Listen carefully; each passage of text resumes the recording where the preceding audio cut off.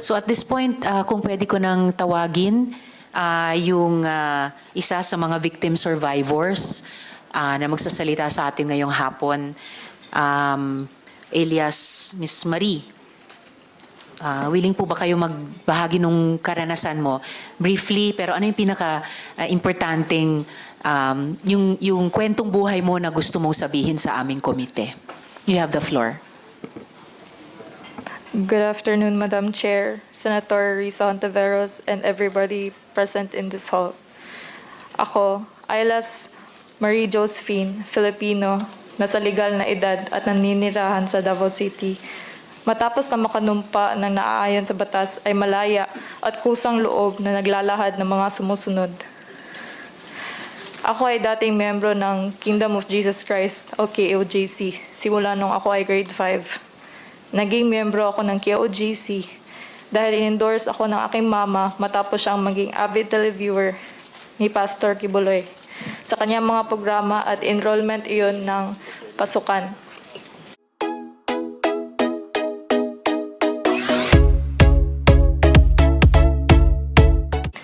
Ayon sa kagustuhan ng mama ko, napagdesisyonan niyang ilagay ako sa KOJC para mapunta ako sa safe environment kasi natatakot siya na may mangyari raw masama sa akin kasi may itsura daw ako.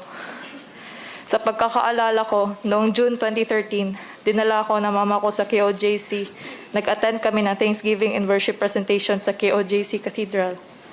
Napaka-welcoming ng mga miyembro ng KOJC sa amin kasi kusa naman kaming nag-attend ng service worship nila. Sa pagkakataong iyon, nakuha namin ang atensyon ni Nelly Canada na sa pagkakaalam ko ay may mataas na katungkulan sa Jose Maria College o JMC bilang Dean o Administrator. Pagkatapos ng worship, in-invite kami ni Mama na ipakilala kay Kibuloy sa dating Victoria's Building kung saan doon kumakain si Kibuloy at malalapit sa kanya pagkatapos ng worship.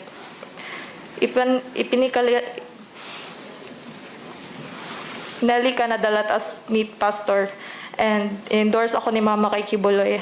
Habang kumakain sila Kibuloy, kasama ang mga pastoral sa isang malaking round table, nag-usap ng saglit ang mama ko at si Kibuloy. And Nelly Canada also let me meet Pastor Kibuloy. Sa aking pagkakaalala, 12 years old ako that time. Nasa grade 5 ako noon. Narinig ko si Kibuloy na sinabihan si Nelly Canada na patirahin ako sa dorm. Sa pagkakataong iyon, natuwa ako kasi sa isip ko magkakaroon ako ng freedom since medyo hindi naman kami in good terms ni Mama. Ipinakita sa amin ang mga kwarto doon sa dorm at maayos naman ang mga kalagayan nito. Kinabukasan, kasama si Nelly Canada, kinuha namin ang mga gamit ko sa bahay, sakay ng isang Innova ng KOJC. At simula noon, doon ako pinatira sa loob ng compound. Habang nasa loob ng KOJC, nakatira ako sa dorm, kasama ng ibang mga miyembro. Sa pagkakaalala ko, nag-aaral ako ng grade 5 sa JMC, habang binabayaran ng papa ko ang tuition ko, ngunit may discount bilang miyembro ng KOJC. Sa pang-araw-araw na pamumuhay doon, tinuruan kami na lahat ng gagawin namin ay nakabase sa schedule. Sa umaga, magigising kami para mag-devotional ng alas 4 o alas 5. Pagkatapos ng devotional, gagawin namin ang mga assigned tasks o work job na tinatawag kagaya ng pagmamap ng sahig, pagwawalis, pagpunas ng mga furniture sa common area at paglinis ng kwarto. Isang house parent namin ang nag-a-assign ng work job. Naalala ko din na kapag gusto namin lumabas ng compound, madaming dadaan ang proseso at hindi sa lahat ng pagkakataon ay mapapayagan lumabas ng compound. Noong senior high ako, pinalipat ako sa ibang quarters kung saan nakatira ang isang leader na kasama ko. Sa panahong ito, nagsisilbi na ako bilang member ng choir. Kalaunan, na-assign ako sa pastoral department. Meron pa din akong work job at minsan nagsaserve ng pagkain ni pastor. Sa panahon iyon, napapansin ko parati niya kasama sa kainan si Stephanie Ibarra, na isa ring pastoral sa inner circle. Sa pagkakaalam ko at alam din ng lahat na paborito ni Pastor si Stephanie Ibarra. Parati kasama ni Kibuloy si Stephanie kahit saan siya magpunta. Mga taong 2017, naimbitahan ako na kumain sa JMC lobby kasama si Kibuloy at ng iba pang mga inner pastoral. Nalaman ko kalaunan na kapag nakakasama ka na sa ganitong groupings ay malapit ka na mapagbilang sa inner pastoral. Naranasan ko ang ganitong routine na mga ilang buwan. Pagkatapos ng mga ilang buwan, isang gabi, inibita ako ng isang inner pastoral na si Patricia. Sabi niya sa akin, Marie, pinapatawag ka ni Sir kasi sabay daw tayo maghilot, be presentable. Pagkatapos noon, nag-prepare ako, nagligo ako at inayos ko ang aking sarili. Sinamahan ako ni Patricia sa isang private theater ni Kibuloy. Pagdating ko doon, nakita ko si Jacqueline Roy at ibang inner pastoral na nag-aabang sa anumang iutos ni Kibuloy. Habang siya ay nakaupo sa kanyang recliner chair habang nanonood ng movie, pagdating namin doon, binulungan ako ni Patricia na pumesto sa may kaliwang paa ni Kibuloy. Hinilot ni Patricia ang kanang paa habang ako ay nagsimula na maghilot sa kaliwang paa. Si Jacqueline Roy naman ang nagmamasahe sa balikat ni Kibuloy. At sa pagkakataong iyon, naramdaman ko na privilege ako. Kasi hindi lahat may opportunity na makasama si Kibuloy or ang itinuturing namin na anak ng Diyos or appointed son. Sa tuwing nagtotestify ang mga inner pastoral sa worship or may event or team building, parati sila nagpapasalamat sa pribilehiyo na binigay ni Kibuloy sa kanila. Kaya iyon ang nakatatak sa isip namin ng mga membro. Ang mga pastoral kasi ang ituturing na most privileged sa Kingdom Nation dahil sila naman ang pinakamalapit kay Kibuloy at nakakasama niya sa iba't ibang lugar at bansa at napaka-well provided. Simula na naghilot ako sa kanya, binigyan ako ni Patricia ng 5,000 pesos kada linggo na pinapabigay daw ni Pastor sa akin bilang allowance ko. Pinapalipat din ako ni Jacqueline Roy sa kwarto ni Patricia kung saan malapit ito sa kwarto ni Kibuloy. Naranasan ko rin maisama sa Hong Kong at magstay sa isang 5-star hotel kasama ang mga inner pastoral. Binigyan din ako ng pocket money na pambili ng anumang gustuhin ko. Nagsimula rin ako maglinis sa kwarto ni Kibuloy kasama ang ibang mga pastoral. Hindi kasi lahat ng miyembro pwede pumasok sa kwarto ni Kibuloy. Nung nanging pastoral na ako, pinagbawalan ako ng mga nakakatandang inner pastoral na pumunta sa mga lugar na madaming lalaki o makipagkaibigan sa mga lalaki. Bilang miyembro ng KOJC, pinagbabawalan rin kami na magkaroon ng boyfriend o gumamit ng cellphone at pinagbabawal pa kami ng iba't pang mga bagay. Noong naramdaman ko na mapapabilang na ako sa inner pastoral, madami ako natanggap na mga bagay kagaya ng pabango, chocolate, damit na galing ibang bansa at iba pa.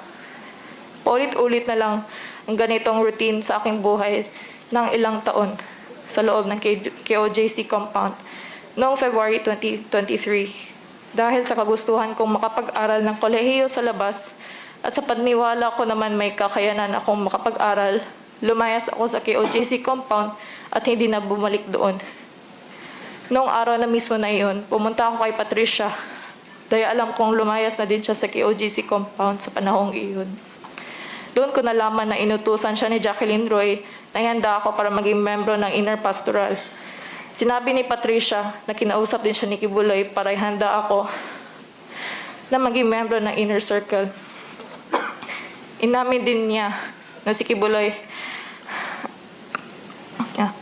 inamin din niya na lahat ng akusasyon na sexual exploitation laban kay Kibuloy na inaakusa ng mga lumabas na pastoral ay totoo. Inamin din ni Patricia na inaalay nila ang katawan, isip, kaluluwa at spirito nila kay Kibuloy para sa mga sexual na gawain at paghihilot ay umpisa lang ng duty sa pagiging inner circle pastoral. Ayon sa kanya, sabi ni Patricia, dito sa panahong ito, sinisubukan ni Kibuloy kung handa na ba ang isang inner pastoral para ialay ang katawan, isip at kaluluwa para sa kanya. At nung nalaman ko iyon, nagtampo ako kay Patricia kasi pakiramdam ko ilalagay niya pala ako sa kapahamakan. At hindi niya ako sinabihan sa mangyayari sa akin. Pero nagpapasalamat naman ako dahil nakaalis na ako doon sa compound. At hindi ako napagsamandalahan. Kaya ako nagsasalita ngayon dahil as former member, alam ko na ang buong operasyon ng KOJC ay bawang panlilin lang lamang. Yun lang po, Madam Chair. Maraming salamat sa iyo, Marie. Ilang follow-up questions lang, okay? Kung maaari. Okay? Yes, Madam Chair. Alright.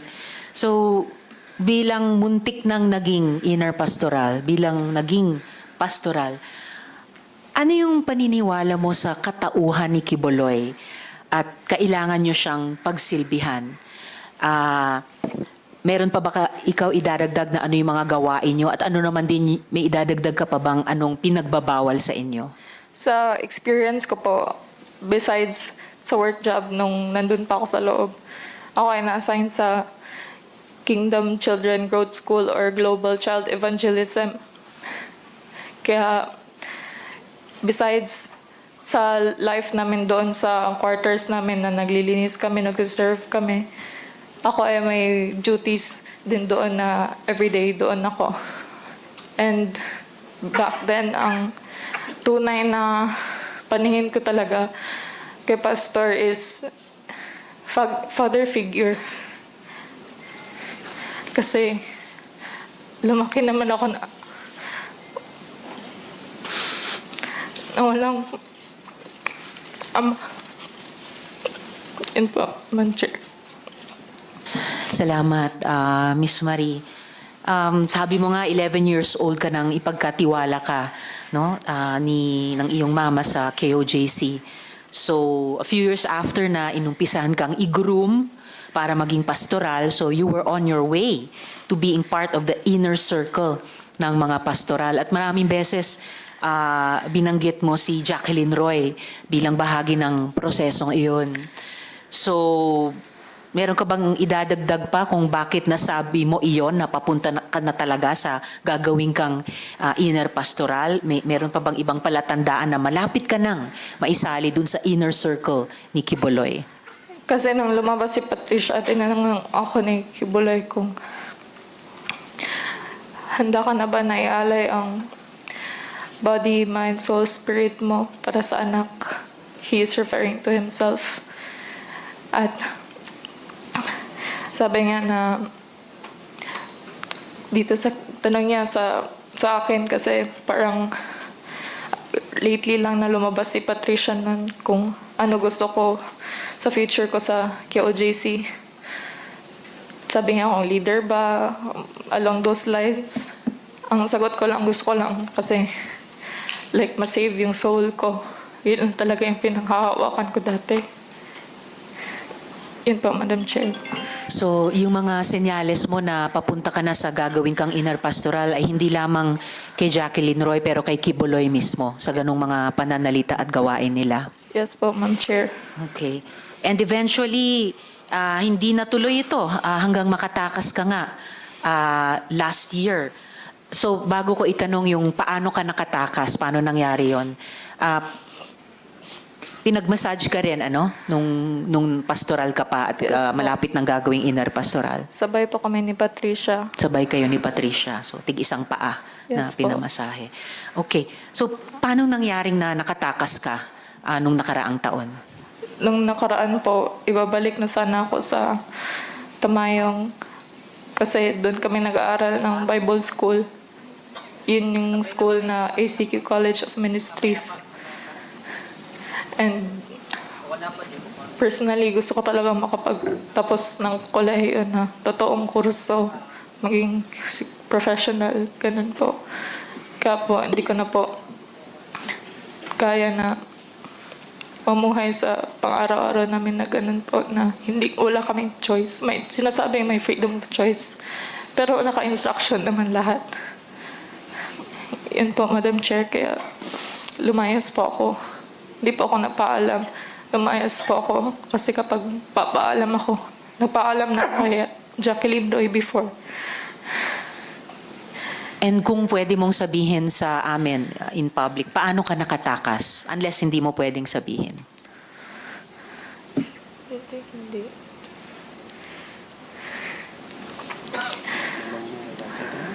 Okay lang kung hindi kaya, sabihin mo lang sa akin kung kaya mong sabihin or hindi. I beg po, Madam Chair, na hindi po sasabihin. Okay. So at least hindi mo sabihin in public. Huling tanong ko sa iyo sa ngayon, no, Miss Marie. At sinabi din ito ng ibang mga resource persons natin, pati mga magulang. Maraming mga bata ang nasa poder ng kingdom. Dahil bata ka pa nung nag-umpisa sa KOJC, ano yung mga obserbasyon at mga nalalaman mo na mga nangyayari sa mga batang miyembro? Isa po sa mga na-observe ko po doon, like recently lang po last year, may case po about sa bata sa Indangan na sexually molest siya ng isang LGBTQ na member. Lalaki po siya na bata. Nurse po siya supposedly. Tapos I don't know po kung na-raise nila to legally. Okay. And I know po na hindi lang po ito isang kaso na may batang namolest siya sa ibang properties ng KOJC.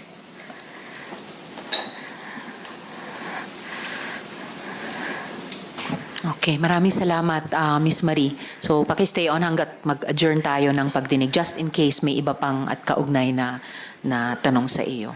Okay? Maraming Yes, salamat. Ituloy mo yung pangarap mong makapagtapos at i-pursue yung profesyon na iniisip mo para sa sarili mo. Okay? Salamat po. Okay, salamat din po.